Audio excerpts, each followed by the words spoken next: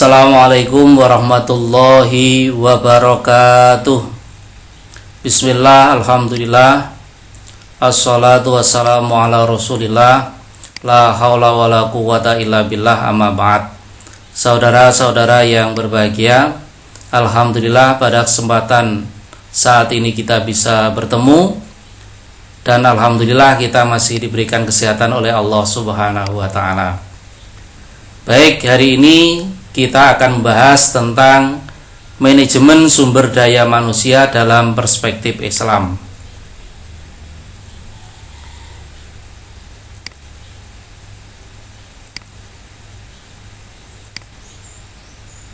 Sumber daya manusia merupakan kekuatan terbesar dalam pengolahan seluruh resources atau sumber daya yang ada di muka bumi, karena pada dasarnya seluruh ciptaan Allah yang ada di muka bumi ini sengaja diciptakan oleh Allah untuk kemaslahatan umat manusia. Hal ini sebagaimana dijelaskan dalam Al-Quran surat Al-Jasiyat ayat 13. Wa sakhkhara lakum ma fis samawati wa ma fil ardi jami'an minhu inna fi dzalika laayatil liqaumin yatafakkarun. Artinya, dan Dia menundukkan untukmu apa yang ada di langit dan apa yang ada di bumi semuanya sebagai rahmat daripadanya. Sesungguhnya pada yang demikian itu benar-benar terdapat tanda-tanda kekuasaan Allah bagi kaum yang berpikir.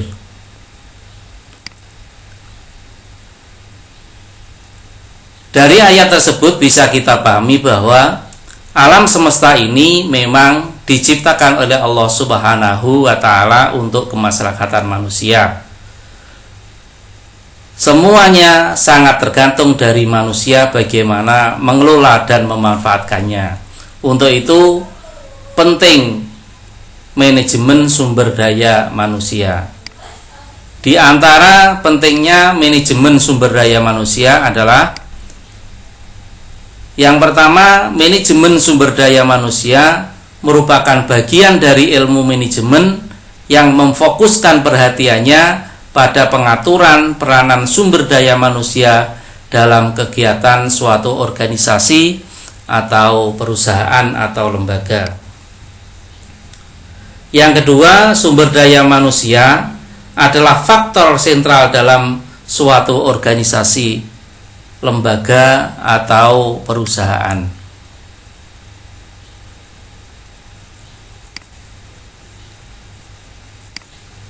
Yang ketiga, apapun bentuk suatu tujuannya, organisasi dibuat berdasarkan visi untuk kepentingan manusia dan dalam pelaksanaan misinya dikelola dan diurus oleh manusia.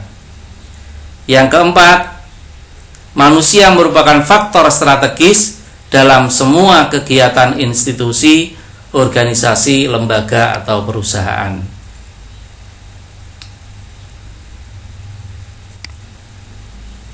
Di dalam Al-Quran dijelaskan tentang kriteria manusia yang ideal, yang hal ini bisa dijadikan sebagai dasar atau landasan dalam menjalankan manajemen sumber daya manusia.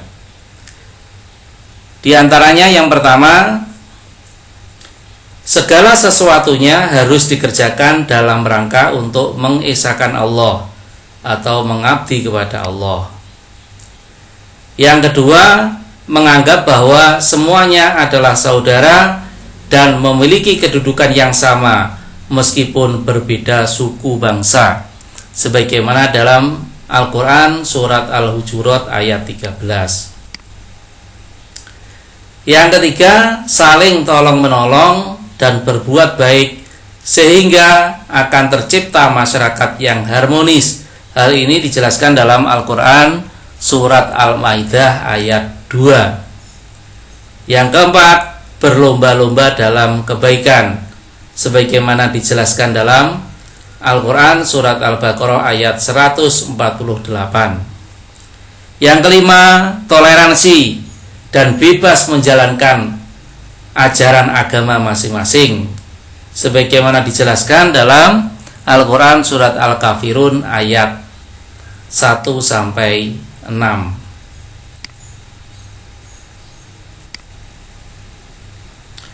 Kemudian yang nomor 6, selalu istiqomah dalam kebaikan atau teguh pendirian dan tidak melampaui batas, sebagaimana dijelaskan dalam Al-Quran surat Hud ayat 112.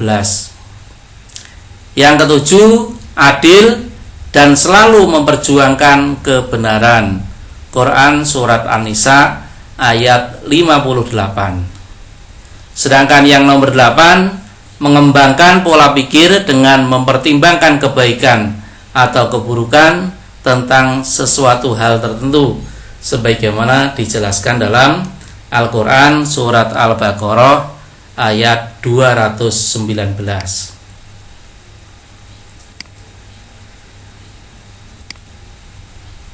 Berikutnya kita akan membahas tentang 4 dasar manajemen sumber daya manusia menurut perspektif Islam.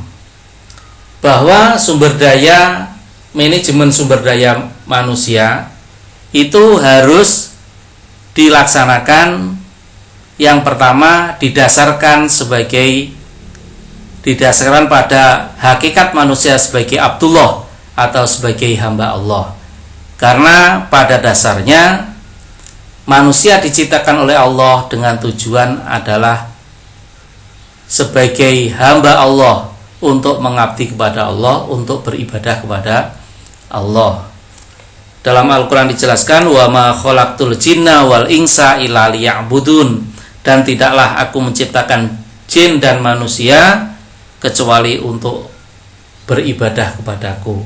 Jadi apapun yang dilakukan dalam manajemen sumber daya manusia, motivasi pertama adalah untuk beribadah kepada Allah Subhanahu wa ta'ala.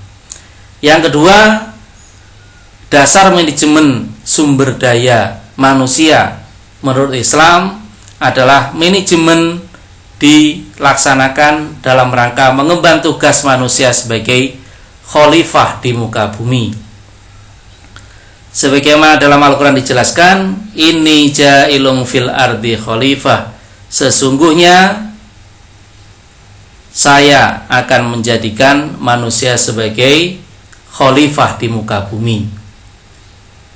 Alam semesta ini diciptakan oleh Allah Subhanahu wa ta'ala untuk kemaslahatan manusia, untuk kesejahteraan manusia, sedangkan manusia ditugaskan oleh Allah sebagai khalifah di muka bumi ini, bertugas untuk mengatur alam ini sehingga alam ini bisa memberi manfaat yang sebaik-baiknya kepada manusia. Untuk itu alam harus dikelola dengan baik, dilestarikan, dimanfaatkan dengan baik, jangan malah dieksploitasi sehingga alam akan rusak. Berikutnya adalah adil. Jadi dalam menjalankan manajemen sumber daya manusia, kita harus mendasarkan pada prinsip keadilan. Adil adalah menempatkan sesuatu pada tempatnya, wad'u syai'i fi mahalihi. Adil juga bisa diartikan sebagai prinsip profesional. Idza wusidal amru ila ghairi ahlihi fangtadirus sa'ah. Apabila sesuatu itu tidak diserahkan kepada ahlinya, maka tunggu saja saat-saat kehancurannya. Yang berikutnya, manajemen sumber daya manusia dalam perspektif Islam juga harus didasarkan pada prinsip tolong menolong. Jadi jangan ada yang menyakiti orang lain, jangan ada yang mengeksploitasi orang lain, merugikan orang lain, harus tolong menolong dan saling menguntungkan. Sebagaimana dalam Al-Quran dijelaskan, ta'awanu 'alal birri wat taqwa wala ta'awanu 'alal ismi wal 'udwan. Tolong menolonglah kamu semuanya dalam kebaikan dan takwa, dan jangan tolong menolong dalam dosa dan permusuhan.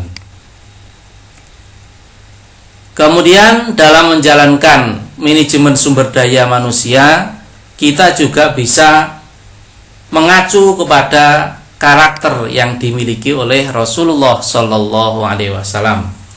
Sebagaimana kita ketahui bersama bahwa Rasulullah Shallallahu Alaihi Wasallam memiliki 4 sifat pokok. Di antaranya pertama, sidik, bahwa dalam menjalani manajemen sumber daya manusia maka harus berprinsip pada kejujuran, karena kejujuran akan membawa kepada kebaikan dan kebaikan akan membawa ke surga.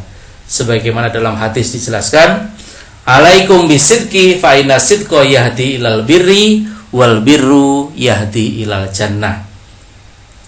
Jadi tetaplah kamu dalam kejujuran, karena kejujuran akan membawa kepada kebaikan dan kebaikan akan mengantarkan kita ke surga. Berikutnya adalah amanah. Amanah artinya bisa dipercaya.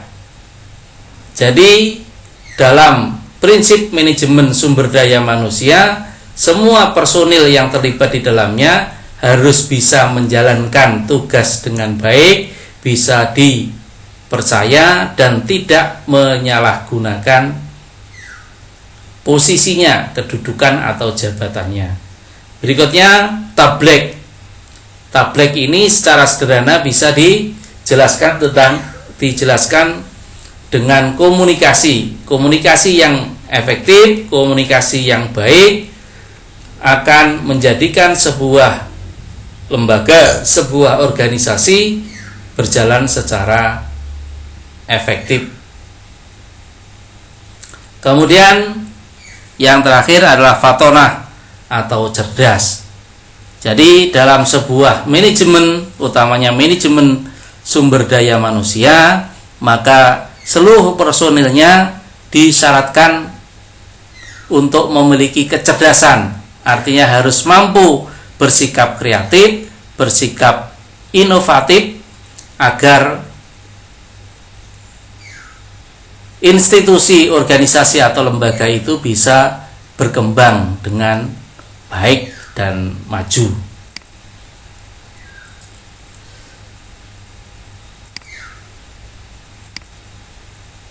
Sebagai kesimpulan, bahwa segala sesuatu atau bahwa sesungguhnya Allah tidak mengubah keadaan suatu kaum sehingga mereka mengubah keadaan yang ada pada diri mereka sendiri. Innallaha la yughayyiru ma biqaumin hatta yughayyiru ma bi anfusihim. Kalau kita ingin berubah, maka kita harus berubah, harus berusaha untuk merubah. Di antaranya melalui manajemen sumber daya manusia. Kerja keras, kerja cerdas untuk mendapat ridho Allah Subhanahu wa taala adalah kunci dalam manajemen sumber daya manusia. Untuk itu orang boleh kerja keras, tapi sholat harus tetap menjadi prioritas. Itulah muslim yang cerdas.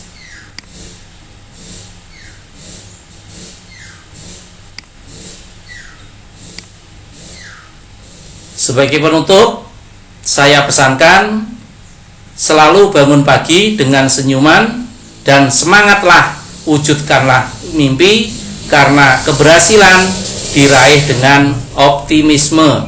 Kita harus yakin akan berhasil, maka insya Allah keberhasilan akan menjadi kita genggam dalam genggaman tangan kita. Terima kasih atas perhatiannya dan mohon maaf kalau ada kesalahannya dan semoga bermanfaat. Akhirul kalam, wassalamualaikum warahmatullahi wabarakatuh.